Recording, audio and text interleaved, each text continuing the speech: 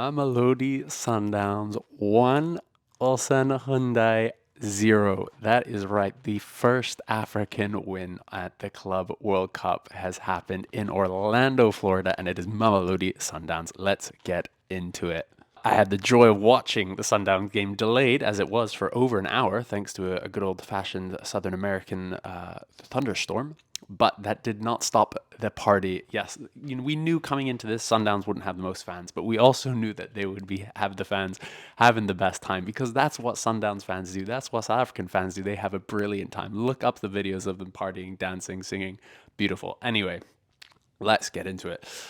Sundowns were excellent, in my opinion. They didn't play the perfect game, but they played the game they had to play in order to get the win, right? And so there's been this big narrative around Sundowns. Let me take you back to 2016 when they first win the African Champions League. They get to the Club World Cup. It's in Japan. They're playing against Kashima Antlers.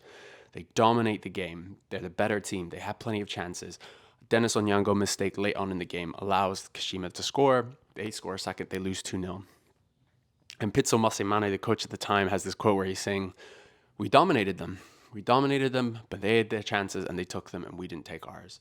And that has kind of defined Sundowns for the next kind of 8-9 years, really, is what has been the character of Sundowns. Is they're a team that dominates, they're a team that plays very well, and they're a team that inevitably, through mistakes, through bad luck, through poor tactics, poor decisions, whatever it is, something goes wrong. They're always 1% away from it.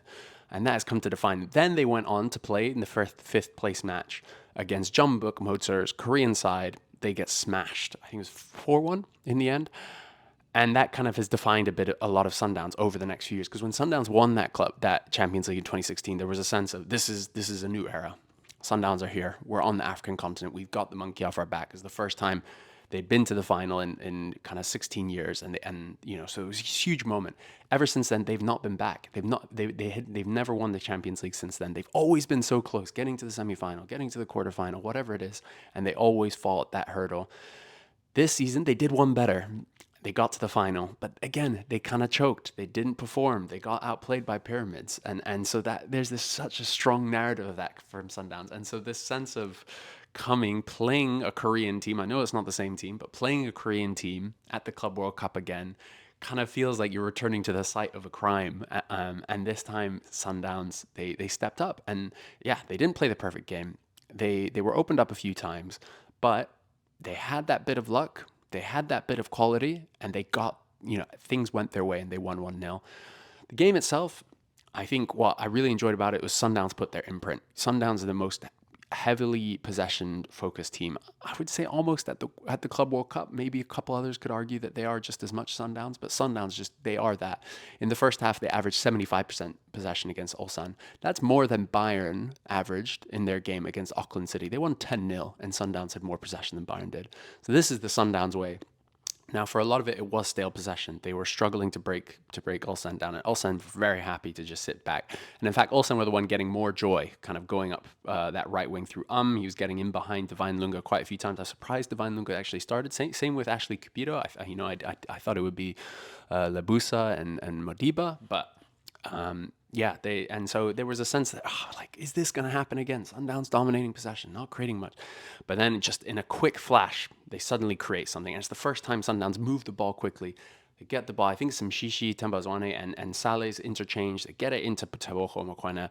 We've spoken about how valuable he is to this team, how he is the man, the general, the one who they want on the ball. He's the first time he breaks into the final third, immediately springs through Ikram Rainer's lovely finish. Now, this actually came just minutes after they'd already taken the lead, but it was disallowed for offsides. And there was, that first offsides goal, it kind of came from nowhere. Sundowns were very ponderous, corner, whipped in, Ikram Rainer headers in, but turns out he actually hits it with his handball. But after that second goal, there was a sense that, okay, Sundowns are here. They're starting to play. They're starting to dominate. Again, they almost do the exact same thing. This time it's Ribeiro finding that space in the number 10 pocket like he loves to do. Immediately slips through Ikram Rainer's, and he's offsides by the tiniest of margins. To be honest, first glance, it looked like he was offsides, but when you go back and look at the kind of semi-automated offsides, it is, millimeters. It's so tight.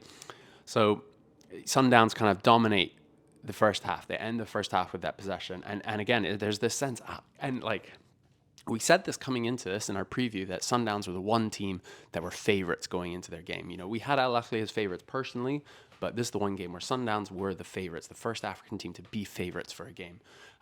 And in the second half, Ulsan started to come out a bit more. They started to press. They started to make things a little more uncomfortable for Sundowns. But on the flip side, that meant that Sundowns were able to open them up. Sundowns were able to carve them open, particularly Ribeiro, again, getting space, getting moments. And there was a couple times Saleh's just played through, but a poor touch. Iker Moreno's just played through, but not quite a great touch. Where they were so close to really kind of opening them up against Ulsan. And again, that sense of this is Sundowns. The pressure's building. They're going to concede. I think particularly back to that Wydad game in 2023 when they played so well in the first leg, they got the result even though they were down to 10 men. The second leg, they're outplaying them, the better side, and then suddenly a free kick comes in, a cross comes in, and boom, out of nowhere, Sundowns are heading out of the Champions League, and you felt like it was going to be like that. But to Sundowns' credit, they weathered the storm Ulsan kind of threw at them at the end, and Sundowns managed the game. And there was a moment where they had a break, and it was like 5-on-3. I think it was the 90th minute. And I think it was Zwane, he's kind of the breaking for it. And instead of kind of pushing to try and get that second goal, he literally turns around. There's no pressure on him. The Ulsan defense had dropped back, and he just turns around and says, nope, we're keeping the ball. We're keeping the ball. Plays a couple brilliant passes between him and Allende and a few others. And for me, that was what really showed me, like, Sundowns are serious, because they can do that in the PSL. They know they can do that. But doing that on this stage, I know Ulsan aren't the best team, but doing it on this stage is a huge deal. And getting those first 3 points are a huge deal. So I think for me, this was a really, really big Sundowns result. The performance was patchy at best, or not at best. It was patchy at times. I think we can't be too critical, because I think we compare it to that first game earlier in the day between Fluminense and Dortmund, where that was high energy, high power. I was really struck by that, particularly from Fluminense, kind of keeping up with Dortmund and the pace and the power. But this game was different. It was hot. It was muggy. I texted Maher Mazahi, friend of the pod, who was there, kind of asking him, kind of, what's the weather like? What's the energy like? And he was like, bro, I'm sitting in the stands and I'm drenched in sweat, let alone these guys running around, having had to wait for an hour to kick off. And, we talk about how much players prepare, that's so disruptive. So for me, Sundowns controlling that game is what mattered. Now, the big question going forward is how are they going to do it against Dortmund? What are they going to do? Are they going to try and play that? Because the amount of times that Ulsan are a good pressing side. I think they had the second highest amount of turnovers in the Asian Champions League this season. So it's not like they're mugs, and pressing is what they do well. And Sundowns look so comfortable playing around their back five. There's so many times where I was nervous, being someone who watches Sundowns all the time and know what they're capable of them giving it away, and they weren't. So it'll be so interesting to see what is the approach against Dortmund, because I think the things they need to improve. They got caught lacking quite a few times on that left side. Divine Lunga got caught 2 or 3 times in the first half, and Olsen created 1 or 2 really good chances. I think for me that's a big question. And then the second question is, can Sundowns compete with the pace and power of the other two? Because Ulsan were never going to be they decided that they were going to drop deep, and so Sundowns were able to play their game, hold the tempo, control the pace of the game, as they love to do. But for me, the big question is gonna come against Dortmund, and whether they can kind of compete with that fire.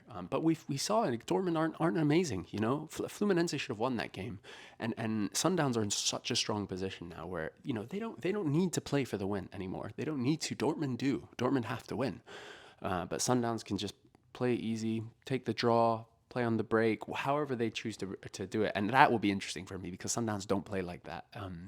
They've shown that they can in flashes. They did a bit against Esperance. They did against Al Ahly a bit. But again, those games weren't the best template, because I actually don't think they played very well in those games.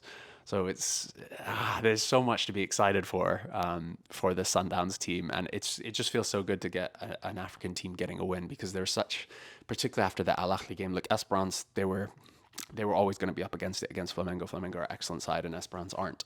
But Al Ahly dominated Inter Miami. They didn't get the win, and then there was a sense that Sundowns going to do the same, particularly after that disallowed goal, and you just got the sense. But fair play to Sundowns, and I kind of am really, really excited now for their second game, because they're the ones coming into it. They're top of their group, man, that just makes me buzzing. And we'll catch you in the next one. If you want to keep up with what we're doing, on the whistle. We're trying to put out as much content around the Club World Cup. We'll also be at the Women's AFCON, myself and Firdaus.